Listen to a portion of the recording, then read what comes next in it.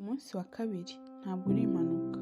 Ndi Umuremyi wawe, natangiye kukwitaho uhereye ukiri mu nda. Yesaya 44:2.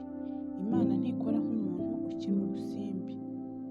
Ntabwo uri impanuka. Kuvuka kwawe ntabwo byavuye mu kwibeshya cyangwa mu gucikwa. Ubuzima bwawe ntabwo ari nk'imvura y'impangukano igwa utazi iyo ivuye. Ababyeyi bawe bashobora kuba barakubyaye batabitekereje, ariko Imana yo yari yarabiteguye. Ntabwo yo yatunguwe no kuvuka kwawe, kuko yo yari ibitegereje. Mbere y'uko ababyeyi bawe bagusama, Imana yo yari igufite mu bitekerezo. Niyo yabanje kugutekereza. Ntabwo rero ari impanuka, si ishaba, si amahirwe, si uruhurirane rw'ibintu. Kuba uyu munsi, uyu mwanya, uba uri muzima uhumeka. Uriho kuko Imana yagambiriye kukurema. Bibiliya iravuga ngo Uwiteka azasohoza umugambi amfitiye. Imana yari yaragennye buri kantu kose iri mu mubiri wawe. Niyo yatoranije ibishaka ubwoko uzavukamo, ibara ry'uruhu rwawe, imiterere y'umusatsi wawe n'ibindi byose bikuranga. Uko uteye niko yashakaga kumera. Niyo kandi yagennye bitari byaba ubwenge n'ubushobozi bwose ufite, ndetse n'ibyihariye bya kamere yawe. Bibiliya ivuga ngo uranzi wese imbere n'inyuma, n'amagufwa yanjye nta na rimwe uyobewe. Uzi neza uko naremwe akantu ku kandi, uburyo naremeshejwe ubuhanga nkava mu busa nkavamo umuntu. Kubera ko Imana yakuremye ifite intego, niyo yagennye igihe uzavukira kandi ishyiraho iminsi uzamara. Yakoze gahunda y'iminsi yawe yose utarabaho, ihitamo neza igihe uzavukira n'igihe uzapfira. Bibiliya bivuga neza ngo nkiri urusoro amaso yawe yarandebaga, wagennye iby'iminsi yanjye yose mbere y'uko mvuka. Buri umwe muri yo wanditse mu gitabo cyawe. Imana yateganije n'aho uzavukira n'aho uzaba, ikurikije imigambi yayo ku buzima bwawe. Ubwoko bwawe n'igihugu cyawe ntabwo ari impanuka. Nta kintu na kimwe kikwerekeye yasize inyuma itagiteganije. Imana yateguye ibyo byose kubw'umugambi wayo. Bibiliya iravuga ngo Imana yaremye amahanga yose y'abantu ibakomoye ku muntu umwe, buri shyanga irigenera igihe cyaryo, kandi bakatira ingabano z'aho batuye. Nta kintu na kimwe mu buzima bwawe cyapfuye kubaho, byose bifite intego. Igitangaje kurutaho, Imana yagennye uburyo uzavuka. Uko wavutse uko ariko kose, cyangwa ababyeyi bakubyaye uko baba bameze kose, Imana yari ifite umugambi ikurema. Wenda ababyeyi bawe bari beza cyangwa babi, cyangwa se ntibakwitagaho. Imana yo yari ibizi ko abo babyeyi bombi bakubyaye ari bo bafite muri bo ibyangombwa byo kubyara wowe uko yagushakaga. Bari bafite amaraso Imana yari ikeneye ngo ikureme. Hariho ababyeyi batemewe n'amategeko, ariko nta mwana utemewe n'amategeko ubaho. Hariho abana bavutse batunguye ababyeyi kuko batabateganyaga, ariko Imana yo ntiyatunguwe. Imigambi y'Imana yasohoreye muri uko kwibeshya, kabone n'uwaba yaravutse biturutse mu cyaha. Nta kintu Imana ijya ikora itunguwe, kandi ntijya ikora amakosa. Iba ifite impamvu ya buri kintu irema. Buri kimera na buri nyamaswa byagambiriwe n'Imana, na buri muntu yaremwe Imana imufitiye umugambi. Icyateye Imana kukurema ni urukundo rwayo. Bibiliya iravuga ngo isi itari yaremwa yari idufite mu bitekerezo, kandi yari yaradutoranirije mu rwanda. Imana yatangiye kugutekereza mbere y'uko inarema isi. Urebye ni nacyo cyatumye iyirema.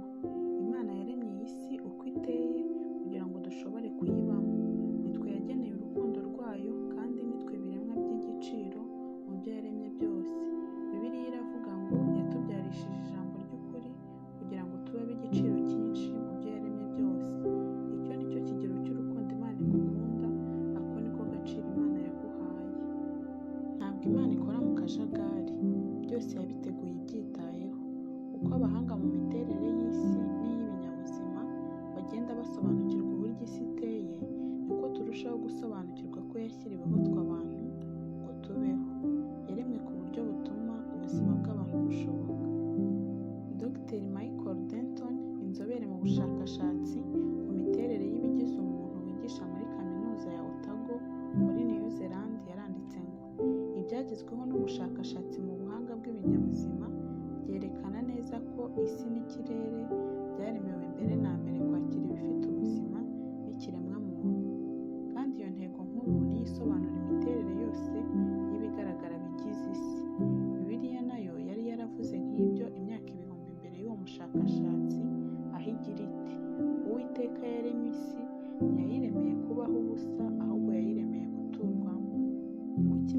yakoze ibyo byose, kuki yigoye ituremera isi yo kubamo? Kuko ari Imana y'urukundo. Bene urwo rukundo ruragoye kururondora, ariko ni urukundo rudashidikanywa. Waremewe kuba umukundwa w'Imana. Imana yarakuremye kugira ngo ujye igukunda. Uku ni ukuri ushobora kubakaho ubuzima bwawe. Bibiliya iratubwira ngo Imana ni urukundo. Ntabwo ivuga ngo Imana ifite urukundo. Ni urukundo. Urukundo nicyo kiranga kamere y'Imana. Ubundi Imana mu butatu bwayo yari ifite ubusabane buhagije, bityo ntabwo yari ikeneye kukurema. Ntabwo yari yagize irungu. Ariko yashatse kukurema kugira ngo ujye iguhundagazaho urukundo rwayo. Imana iravuga iti, narabahetse mukiri mu nda, narabateruye mukivuka. Nzabageza mu zabukuru nkibakunda. Muzarinda imvi z'uburuyenzi nkibaheka. Ni jye wabaremye kandi ni jye uzabaheka. Iyaba ari nta Mana iriho, twese twaba turi impanuka, twaravuye mu ruhurirane rw'ibintu bitandukanye mu miterere y'isi.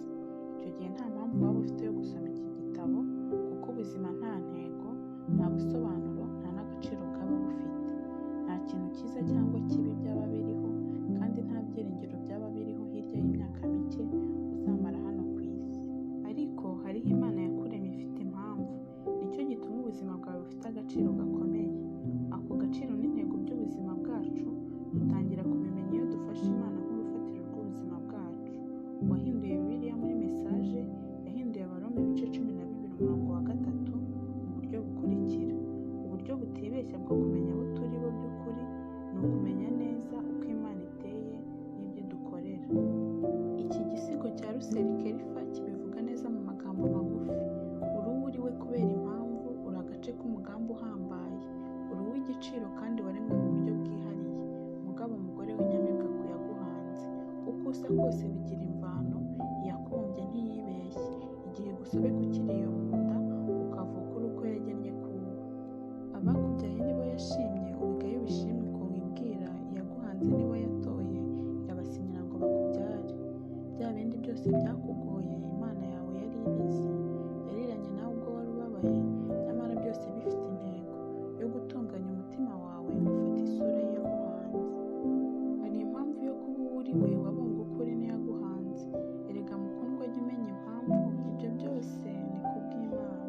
Umunsi wa 2: gutekereza ku ntego y'ubuzima bwanjye. Ingingo yo kuzirikana: ntabwo ndi impanuka. Umurongo wo gufata mu mutwe: ndi umuremyi wawe, natangiye kukwitaho uhereye ukiri mu nda. Yesaya 44:2. Ikibazo cyo gutekerezaho: nzi ko Imana yandemye mu buryo bwihariye. Ni ibiki muri kamere